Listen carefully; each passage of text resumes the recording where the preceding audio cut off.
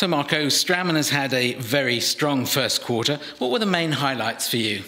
Obviously the overall organic growth of over 15%, which is actually a continuation of our success story. We have now posted 10 consecutive quarters with double-digit organic growth.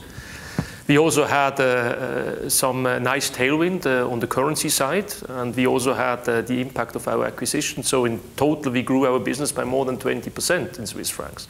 So phenomenal performance when it comes to our top line. Very pleasing the fact that actually all regions again, chipped in and achieved budget, and almost double-digit growth in EMEA. Great growth also in LATAM, strongest quarter since 4 years with over 20% growth, 25% growth in Asia Pacific, another stellar quarter in North America with 17% growth. So yeah, no construction sites, all regions really performing well. And now the group has launched a huge number of new products in the past 12 months, which of course have contributed to revenue growth. How important are these products for customers and patients? I think we have to differentiate between new segments, new business opportunities we are entering, and I'm thinking here about ortho. So ClearCorrect is obviously a very important part of our future success. I'm convinced that actually the clear aligner market, we are just scratching the surface of the potential which is inherent in this segment.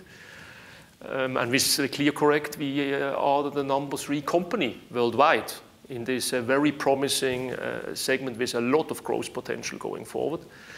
The whole digital aspect, we are now able to offer to our customers fully integrated digital solutions. We have now, since just recently, also the connectivity between Trios and our C-Series, so we can now also start to commercialize actively our milling solutions to dental offices, including NICE, for example, and the corresponding materials. So this is a segment where we have very low market shares today, but we have now laid the basis, and I'm sure we will see solid growth coming out of this new franchise. Looking at our more traditional business, so dental implant systems, obviously the small diameter implant. So this brings us into the more aesthetic treatments. An aspect where we have not been recognized as market leaders, but with SDI we are now also putting our feet into this space.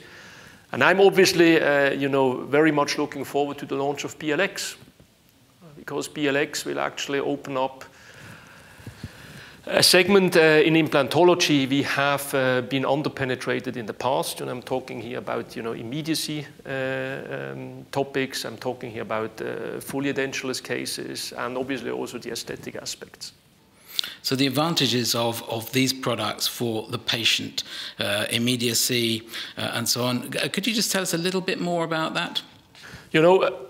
It's about invasiveness, so less invasive. So with SDI, but also the rock solid story, the tangible benefit for patients is shorter treatment time, so faster time to tooth, less pain, because the avoidance of bone augmentation procedures, and obviously also less cost, because less sequences, less sessions with dentists, no bone augmentation procedures and corresponding materials.